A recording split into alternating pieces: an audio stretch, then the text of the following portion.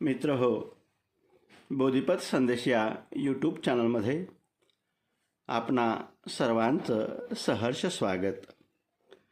नमो बुद्धाय, जय भीम. माता रमाईचा संघर्ष. माता रमाईचा जन्म 7 फेब्रुवारी 1898ला रत्नागिरी जिल्ह्यात दापोली तालुक्यातील वनंद या गावी झाला. इसवी सन 1923 साली बाबासाहेब लंडनला गेले होते. त्यावेळी रमाईची खूप वाताहत होत होती. ती दुष्काळाच्या आगीत होरपळत होती. बाबासाहेबांच्या कार्यकर्त्यांना रमाईचे हाल पाहावले नाहीत. त्यांनी काही पैसे जमा केले व ते रमाईला देऊ केले. तिने त्यांच्या भावनांचा आदर केला, पण ते पैसे घेतले नाहीत. स्वाभिमानी पतीची ती स्वाभिमानी पत्नी जिद्दीने दुःखाशी, अडचणीशी, गरिबीशी भांडत होती. मृत्यूसत्र, दुःख, त्याग, समजूतदारपणा, कारुण्य, उदंड मानवता व प्रेरणास्थान म्हणजे रमाई. रमाईने अनेक मरणे पाहिलीत. प्रत्येक मरणाने तीही थोडी थोडी मेली. मरण म्हणजे काय कळत नव्हते. त्या वयात आईवडिलांचा मृत्यू. इसवी सन 1913 साली रामजी सुभेदाराचा मृत्यू. इसवी सन 1914 ते 1917 या कालावधीत बाबासाहेब अमेरिकेला असताना रमेशचा मृत्यू. ऑगस्ट 1917मध्ये बाबांची सावत्र आई जिजाबाईचा मृत्यू. पाठोपाठ मुलगी इंदूचा मृत्यू. बाबासाहेबांचा मोठा भाऊ आनंदरावाचा मृत्यू. इसवी सन 1921मध्ये मुलगा बाळ गंगाधरचा मृत्यू. इसवी सन 1926मध्ये राजरत्नाचा मृत्यू पाहिला.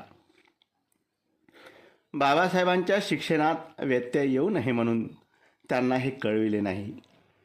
परदेशात जाऊन ज्ञानसाधना करणाऱ्या बाबासाहेबांना मात्र रमाईने आपल्या दुःखाची झळ पोहोचू दिली नाही.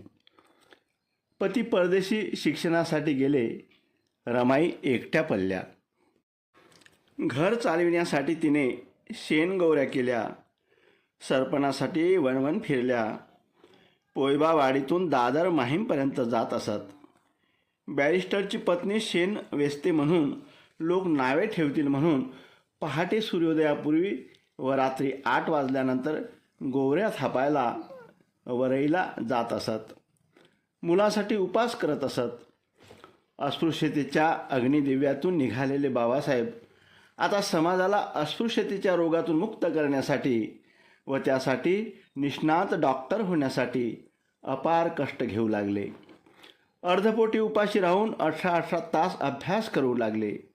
त्याचवेळी रमाईने आपल्या निष्ठेने, त्यागाने आणि कष्टाने स्वतःच्या संसाराचा गाडा हाकलून बाबासाहेबांना ध्येय गाठण्यासाठी मदत केली.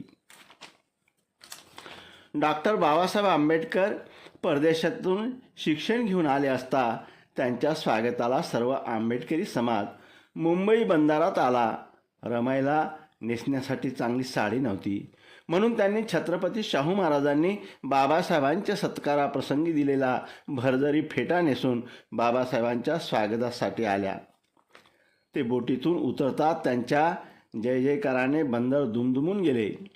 अनेक जण त्यांना फेटत होते, पण रमाई मात्र लांब कोपऱ्यात उभी होती. डॉक्टर बाबासाहेबांची नजर त्यांच्या रामूवर गेली. ते जवळ गेले. त्यांनी विचारले, रामू, तू लांब का उभी राहिलीस? रमाई म्हणाले, तुम्हाला भेटण्यासाठी सारा समाज आतुर झाला असताना मी तुम्हाला आधी भेटणे योग्य नाही. मी तर तुमची पत्नीच आहे. मी तुम्हास कधीही भेटू शकतो. रमाईने 28 वर्ष बाबासाहेबांना साथ देऊन अखेर 27 मे 1935ला रमाईची प्राणज्योत मावळली.